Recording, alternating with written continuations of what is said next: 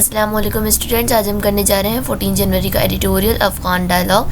As the Afghan Taliban and the government in Kabul try and reach a modus vivendi in Doha. Doha capital है Qatar का। Modus का मतलब होता है way in which anything is done. Vivendi का ख़ुद का मतलब होता है ऑफ लिविंग, लेकिन ये एक फ्रेज़ है और ये फ्रेज़ इसलिए इस्तेमाल होता है कि this phrase is used to describe informal and temporary arrangement in the political affairs। तो यहाँ पर क्या बात हो रही है कि अफ़गान तालिबान और जो काबुल में गवर्नमेंट है, इन्होंने जो है कोशिशें की और फिर ये एक यूँ कह लें कि इन्होंने एक रास्ते का इंतखाब किया, ये इन्होंने एक तरीक़ा अपनाया, एक रास्ते पर पहुँचे ये कि जिसके मुताबिक ये पॉलिटिकल अफेयर्स में कुछ टेम्प्रेरी अरेंजमेंट करेंगे। और ये दोहा में हुआ ये कि इन्होंने ये एक वाइवेंडी यानी एक पॉलिटिकल अफेयर्स में अरेंजमेंट का इन्होंने सोचा। It is essential that the level of violence is brought down to allow the peace process to succeed. यहाँ पर कोई डिफ़िकल्ट वर्ड नहीं है। यहाँ पर कहा जा रहा है कि ये ज़रूरी है कि जो वायलेंस है उसे कम किया जाए ताकि जो अमन है उसको बढ़ावा दे सके, यानी वो कामयाबी पाए, अमन ज़्यादा हो। This point was stressed by Pakistan's civil and military leadership on Tuesday when prominent Afghan Hazara leader Ustad Karim Khalili called on both the Prime Minister and Army Chief during his visit to Islamabad। Called on, I think so आपके लिए difficult word नहीं होगा, लेकिन फिर भी मैं इधर बता देती हूँ कि किसी शख्स को कोई काम करने को कहना या यानी रिक्वेस्ट के मायनों में आता है कि कॉल्ड ऑन यानी कि किसी से रिक्वेस्ट करना कि आप ये काम कर दें, तो उसे कॉल्ड ऑन कहते हैं। तो यहाँ पर क्या कह रहे हैं कि ये जो पॉइंट है कि लेवल ऑफ वायलेंस कम होना चाहिए ताकि पीस परवान चढ़ सके, अमन परवान चढ़ सके। तो ये पॉइंट जो है इस पर दबाव डाला था पाकिस्तान सिविल और मिलिट्री लीडरशिप ने मंगल को। कब ऐसा दबाव डाला था? जब अफ़गान हज़ारा लीडर उस्ताद करीम खलीली ने जो है प्राइम मिनिस्टर और आर्मी चीफ़ को दोनों को, यानी जब वो दौरे पे निकले थे इस्लामाबाद के, तो उन्हें बोला था, फिर इन्होंने दबाव डाला। The comments are particularly important considering the history of bad blood between Afghan Hazara community and Taliban। ये जो कमेंट्स हैं ये इम्पॉर्टेंट हैं, यानी जो कहा जा रहा है, जिस बात पे स्ट्रेस दिया गया है कि अमन को परवान चढ़ाया जाए, तो ये इम्पॉर्टेंट है। अगर कंसीडर किया जाए पहले की हिस्ट्री को कि जब अफ़गान हज़ारा कम्युनिटी और तालिबान के दरमियान बुरे ताल्लुक़ात थे, यानी दोनों के दरमियान एक क्या कहना चाहिए कि दोनों के दरमियान थोड़ी सी हॉस्टिलिटी पाई गई थी। The latter were responsible for the 1998 massacre of hundreds, possibly thousands of mostly Hazara victims in Mazar-e-Sharif। It is unlikely that memories of that atrocity have faded। यहाँ पर कुछ डिफ़िकल्ट वर्ड्स आए हैं, वो पहले बता देती हूँ। लेटर, ये मैं पहले बता चुकी हूँ। लेटर का मतलब होता है कि लास्ट मेंशन या जो बाद में वाला लेटर होता है वो। और इसके अलावा जो मसाकरे लफ्ज़ है, इसका मतलब होता है कत्ल आम होना, indiscriminative and brutal slaughter of many people, ये इसकी मीनिंग है। तो अब हम कहाँ थे? अच्छा, एक और मैं बात बता दूं कि जो मीनिंग बताते हुए मैंने स्लॉटर वर्ड बोला है, इसका स्लॉटर का ख़ुद का मतलब होता है कि कत्ल कर देना। ठीक है, अब वो कोई जानवर भी हो सकता है, कोई इंसान भी हो सकता है, लेकिन यूँ समझ ले कि क्रूलिटी होना किसी यानी किसी मासूम को कत्ल कर देना, आसान अल्फाज में। तो स्लॉटर और जो वर्ड हमने पढ़ा मसाकरे, ये किसी हद तक सिमिलर हैं, दोनों सिनोनिम्स एक दूसरे के।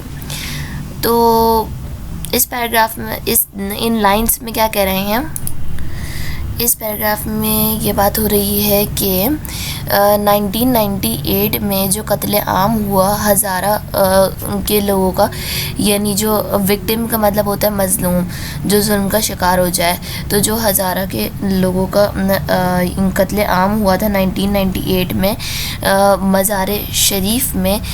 तो ये ऐसी मेमोरीज़ हैं जुल्म की, ऐसी जो है मेमोरीज़ हैं कि जिन्हें भुलाया नहीं जा सकता है। एट्रोसिटी का मतलब होता है जुल्म, क्रूलिटी। फेडेड का मतलब होता है डिम, यानी कि कोई किसी चीज़ की ब्राइटनेस कम हो जाना, वैसे फेडेड का मतलब ये होता है कि किसी चीज़ की ब्राइटनेस कम हो जाना। यहाँ पर जो मीनिंग है जैसे एट्रोसिटी हैव फेडेड, तो यहाँ पर ये मतलब है कि जो जुल्म है वो उसको भुलाया नहीं जा सकता है, कि जो इतने कत्ले आम हुए थे उन्हें भुलाया नहीं जा सकता है। However if Afghanistan is to prosper, अगर अफ़गानिस्तान जो है प्रॉस्पर होना चाहता है, प्रॉस्पर का मतलब होता है खुशहाल, तो अगर अफ़गानिस्तान खुशहाल होना चाहते तो उसे क्या करना होगा, it must look forward while acknowledging it's painful past.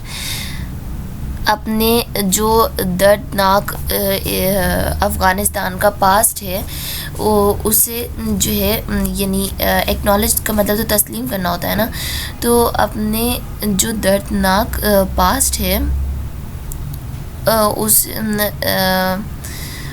उसको तस्लीम करते हुए आगे बढ़ना चाहिए। That is why he talks in Doha are so crucial. Crucial के कई मीनिंग्स होते हैं। Crucial का एक मतलब ये भी होता है कि decisive और critical, especially in success or failure of something, of great importance, excellent, ये 3 मीनिंग्स होते हैं इसके। तो क्रूशियल का यहाँ पे जो मीनिंग है वो ये है ऑफ ग्रेट इम्पोर्टेंस। तो इसी वजह से कि अफ़गानिस्तान को खुशहाल होने के लिए अपने दर्दनाक माजी को याद रखते हुए तस्लीम करते हुए आगे बढ़ना चाहिए। और यही वजह है कि दोहा में आजकल जो बातचीत चल रही है वो काफ़ी इम्पॉर्टेंट है। Afghan factions can talk to foreign forces all they want, but the fact remains that peace in that country is unlikely unless the Afghans talk to each other in a spirit of reconciliation and accommodation. All the more reason why violence from all sides, particularly the Taliban, need to stop if the talks are succeed. यहाँ पर कुछ difficult words आए हैं, जैसे पहला word है factions. तो faction का मतलब होता है ग्रो। ये मैं आपको इंग्लिश डेफिनेशन बताती हूँ, a small organised dissenting group within a larger one, especially in politics. इतनी बड़ी डेफिनेशन याद रखने से बेहतर है कि आप ये याद रख लें कि फैक्शन गिरोह को कहते हैं। इसके अलावा जो डिफ़िकल्ट वर्ड है वो रिकाउंसिलिएशन है, जिसका मतलब होता है रिस्टोरेशन ऑफ फ्रेंडली रिलेशंस, यानी आपस में ताल्लुकात बेहतर हो जाना।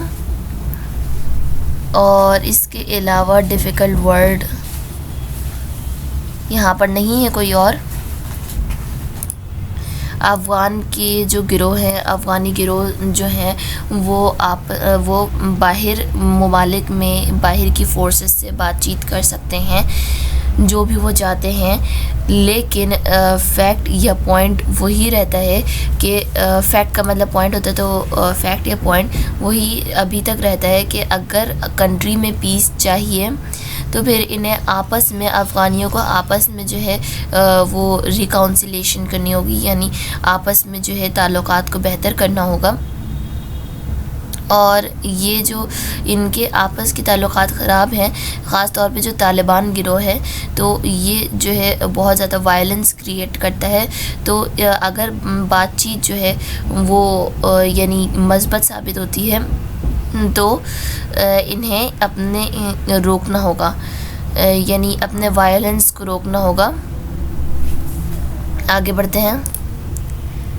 ever since the 1979 Soviet invasion of Afghanistan, and even before that the country has been in constant state of conflict. Conflict का मतलब लड़ाई होता है. The communist mujahideen and Taliban eras were all marked by conflict and upheaval, retarding Afghanistan's growth and forcing millions of Afghans to flee their homeland. यहाँ पर कुछ difficult words आए हैं, वो पहले बता दीजिए. जैसे पहले मैंने आपको बता दिया, कॉन्फ्लिक्ट वैसे इतना डिफ़िकल्ट वर्ड नहीं है क्योंकि अब ये आम तौर पे इस्तेमाल होने ही लगा है. थोड़ा सा जो डिफ़िकल्ट वर्ड है वैसे ये भी आपको पता ही होगा, लेकिन मैं फिर भी बता देती हूँ. कम्युनिस्ट. तो कम्युनिस्ट कहते हैं कम्युनिज़म को सपोर्ट करने वाले को. अब कम्युनिज़म क्या होता है तो सुनिए. A theory or system of social organisation in which all property is owned by the community and each person contributes and receives according to their ability and needs. Communism एक ऐसा सिस्टम है कि जिसके तहत हर बंदा जो होता है, यानी एक बिरादरी है या यूँ कह ले एक सोसाइटी है, और उस सोसाइटी में मौजूद हर एक बंदे का हक होता है कि जो उसकी जायदाद है उस पर उसका हक होता है, और वो उतना ही हासिल करता है जितनी उसके अंदर काबिलियत होती है और जितनी उसकी ज़रूरत होती है. तो इसे कम्युनिज़म कहते हैं. इस सिस्टम को कम्युनिज़म कहते हैं. और जो कम्युनिज़म को सपोर्ट करे वो कम्युनिस्ट होता है. इसके अलावा एक अपहीवल डिफ़िकल्ट वर्ड है और इसका मतलब होता है अ वायलेंट और सडन चेंज और डिसरप्शन टू समथिंग, यानी हलचल फैल जाना. एक रिटार्डिंग डिफ़िकल्ट वर्ड आया है, डिले और hold back in terms of progress और डेवलपमेंट. अब एक फ्ली भी डिफ़िकल्ट वर्ड मुझे नज़र आ रहा है. फ्ली का मतलब होता है run away from a place और सिचुएशन ऑफ डेंजर. यहाँ पर कह रहे हैं 1979 से, यानी 1979 से भी पहले की बात है. ये जो कंट्री है वो बहुत सारे कॉन्फ्लिक्ट्स का शिकार रहा है.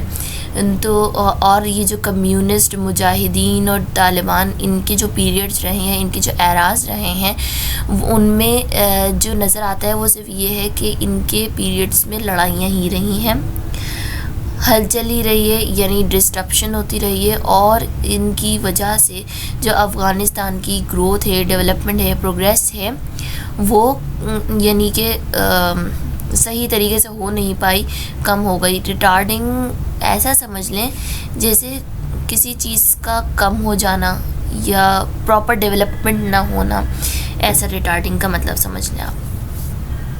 तो अब जब अफ़गानिस्तान सही तरह से ग्रो नहीं कर पा रहा है, सही तरह से डेवलप नहीं हो रहा है, तो जो अफ़गानीज़ हैं, यानी अफ़गान के जो रहने वाले हैं, अफ़गान्स, वो जो है मजबूर हो गए हैं कि वो अपना होमलैंड यानी अफ़गानिस्तान को छोड़कर वो कहीं और चले जाएं, यानी कहीं दूसरे ममालिक में चले जाएं. Now at a time when foreign forces are poised to leave, Afghan stakeholders have two choices before them. They can take advantage of the situation and work out a plan to share power and help establish a democratic system in which the interest of all ethnicities and sects as well as women and minorities are protected. Or they can continue to battle it out and prolong the endless nightmare of Afghan people. अब इतनी बड़ी जो हमने इतना बड़ा पढ़ा है हमने अच्छी खासी लाइन से 4-5, तो इसमें क्या डिफ़िकल्ट वर्ड्स आए हैं. सबसे पहले ये देख लेते हैं कि एक डिफ़िकल्ट वर्ड है पोइज्ड. पोइज्ड का मतलब होता है if you are poised you are self possessed. Self possessed का मतलब होता है confident.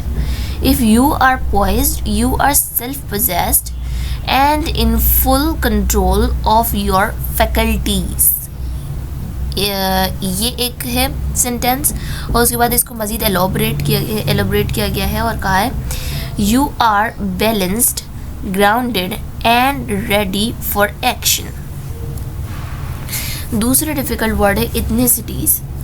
The fact or state of belonging to social group that has a common nation, national or cultural tradition. यानी कौमियत या नस्ल. सेक्ट्स कहते हैं फ़िरक़ों को.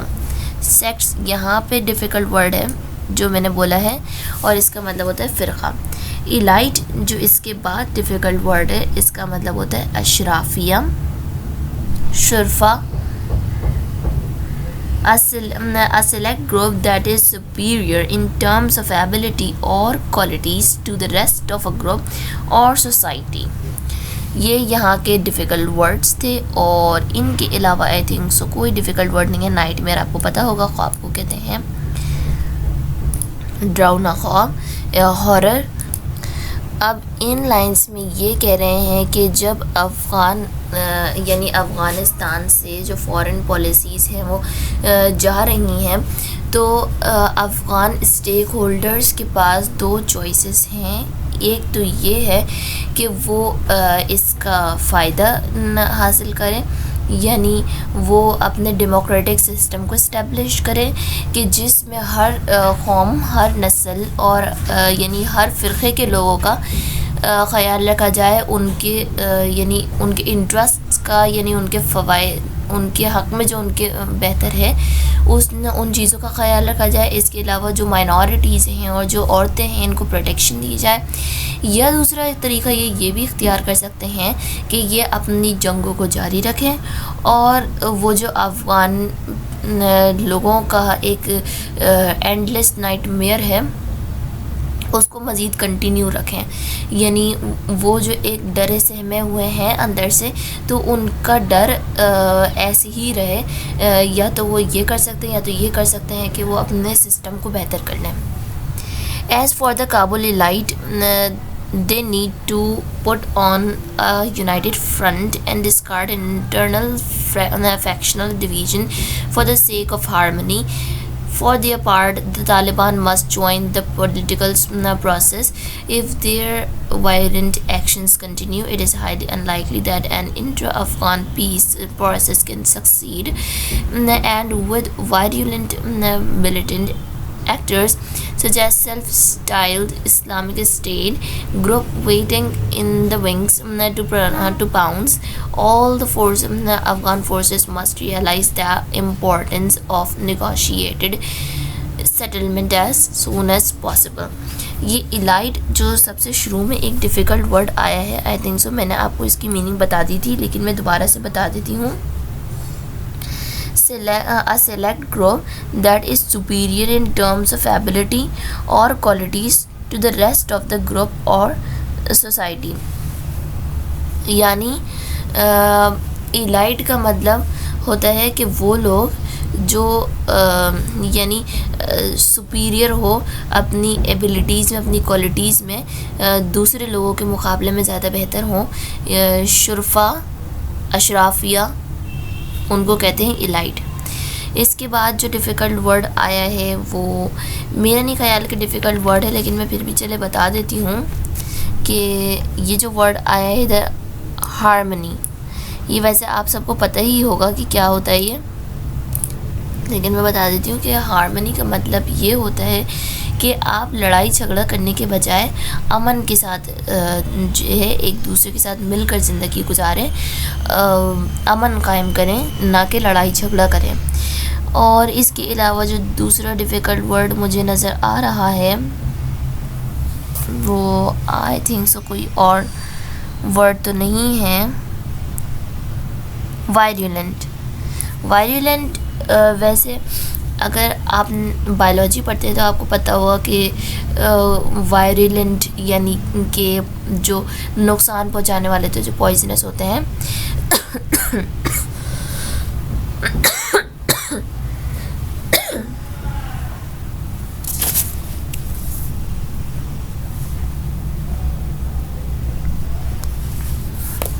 वैसे अगर यहाँ पर एक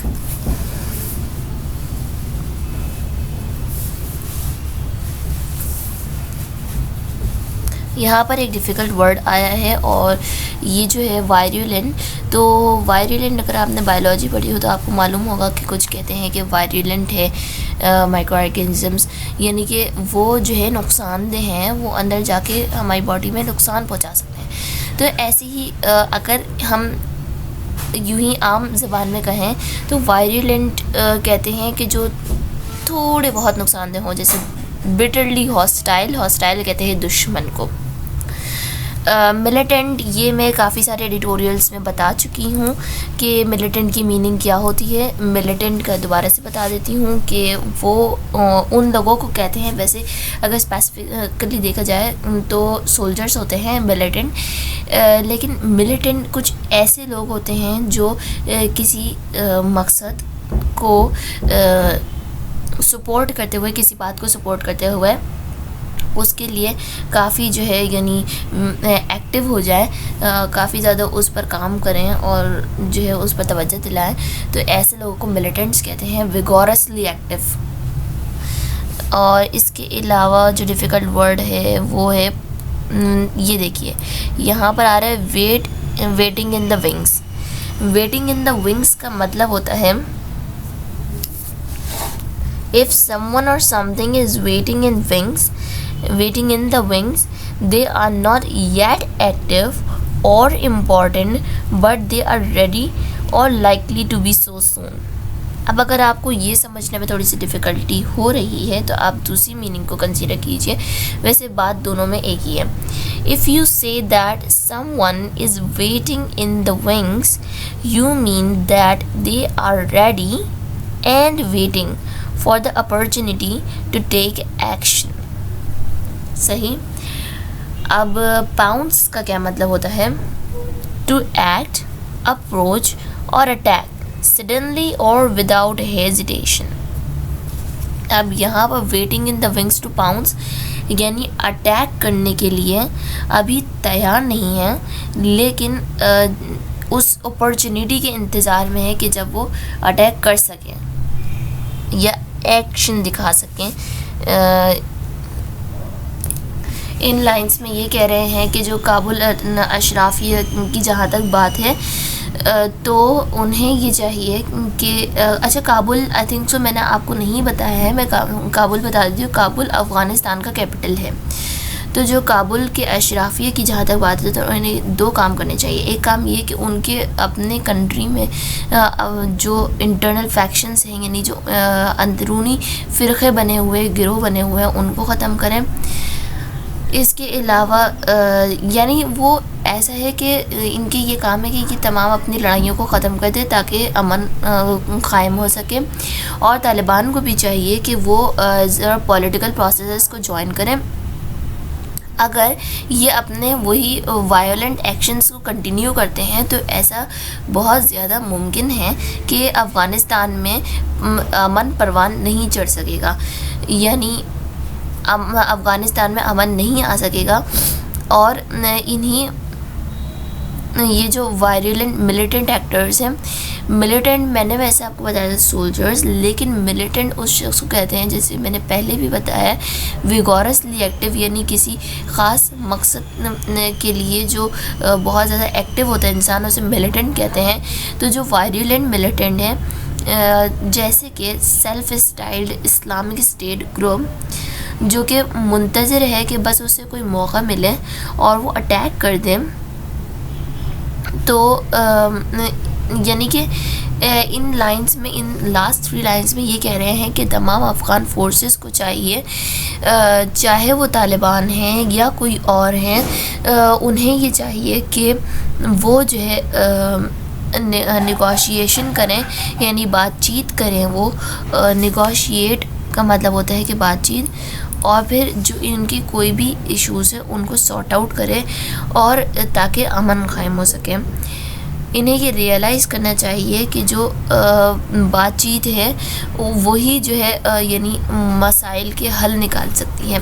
यहाँ पर हमारा एडिटोरियल फिनिश हुआ। एडिटोरियल के हवाले से अगर आपको कोई भी परेशानी हो आप कमेंट बॉक्स में पूछ सकते हैं। कोई टॉपिक अगर आप चाह रहे हो कि उसे डिस्क्राइब कर दिया जाए तो वो भी हो जाएगा। यहाँ तक आज तक के लिए इतना ही। हमारे चैनल को काइंडली सब्सक्राइब कीजिए, वीडियोस को लाइक कीजिए। अल्लाह हाफ़िज़।